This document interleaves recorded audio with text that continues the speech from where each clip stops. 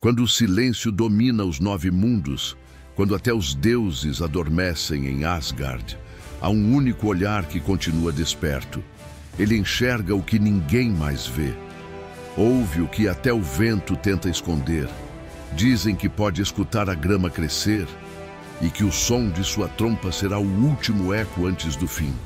Seu nome é Heimdall, o vigia eterno, o guardião da ponte do arco-íris, o Deus que vê tudo e espera o dia em que tudo cairá.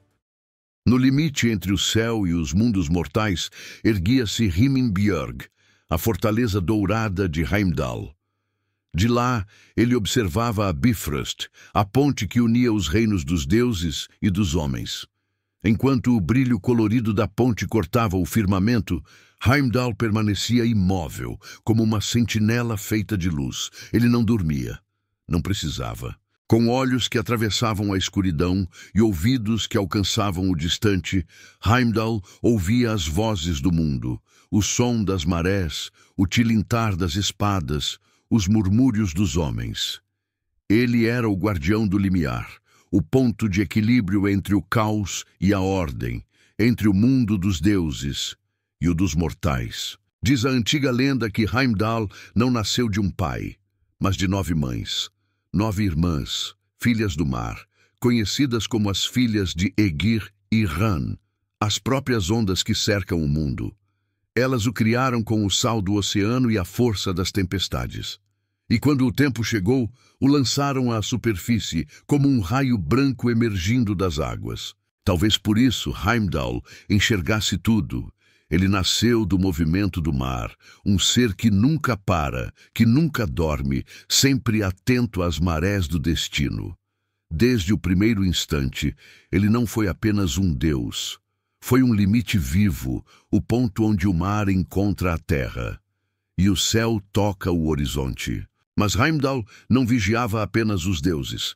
Um dia desceu até Midgard, o mundo dos homens. Lá, tomou o nome de Hrigr, o andarilho, e percorreu a terra, visitando 3 lares. Na primeira casa, simples e humilde, nasceu o povo dos servos, os trabalhadores e escravos. Na segunda, nasceu o povo dos homens livres, camponeses, guerreiros, artesãos. E na terceira casa, entre ouro e sabedoria, nasceu a nobreza, os reis e senhores. 3 classes, 3 destinos, e todos filhos de um mesmo sopro.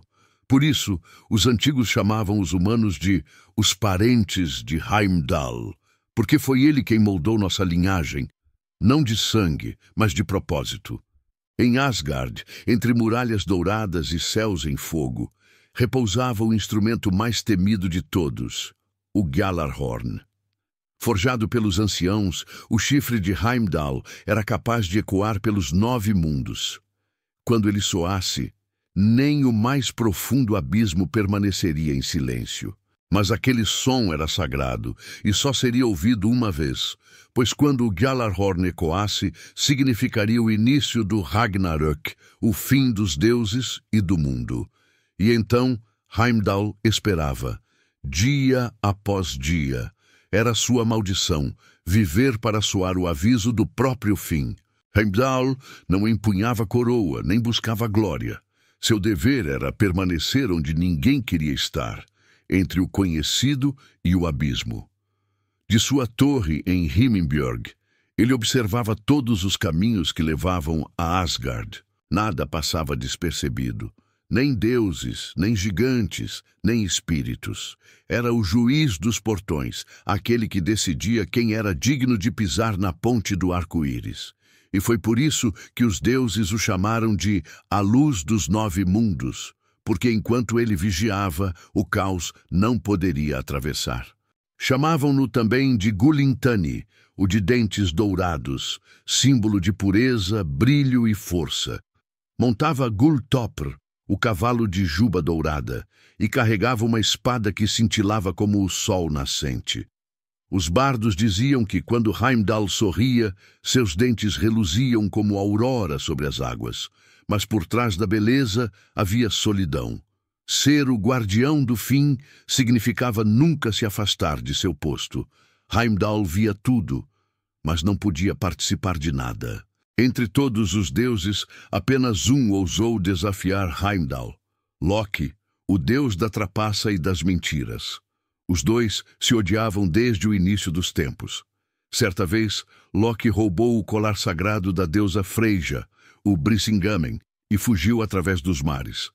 Heimdall o perseguiu até o fundo das águas, onde ambos se transformaram em focas e lutaram sob as ondas. Foi Heimdall quem venceu e devolveu o colar aos deuses. Mas a rivalidade não acabou ali. Enquanto Heimdall representava a vigilância e a ordem, Loki era o caos e o engano, dois opostos destinados a se enfrentar até o último suspiro do mundo. Os anos passaram, e os presságios do fim começaram a surgir. Primeiro, a morte de Baldur, depois, os invernos eternos, e, por fim, o rugido do lobo Fenrir rompendo suas correntes. Então, o impossível aconteceu.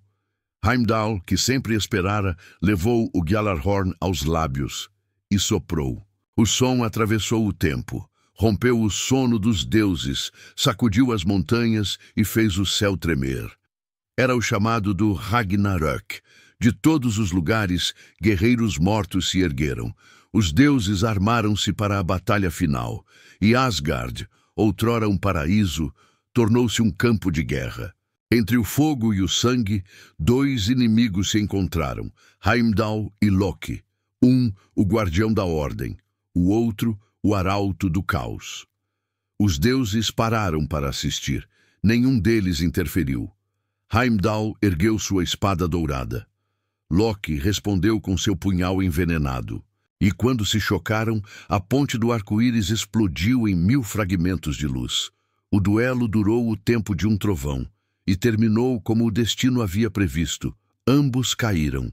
Heimdall matou Loki, mas o veneno do caos também o atingiu, e o vigia fechou os olhos pela primeira e última vez. Quando as chamas do Ragnarök se apagaram, os 9 mundos estavam em ruínas.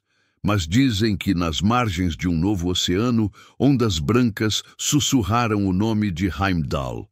E no horizonte, uma nova ponte começou a surgir.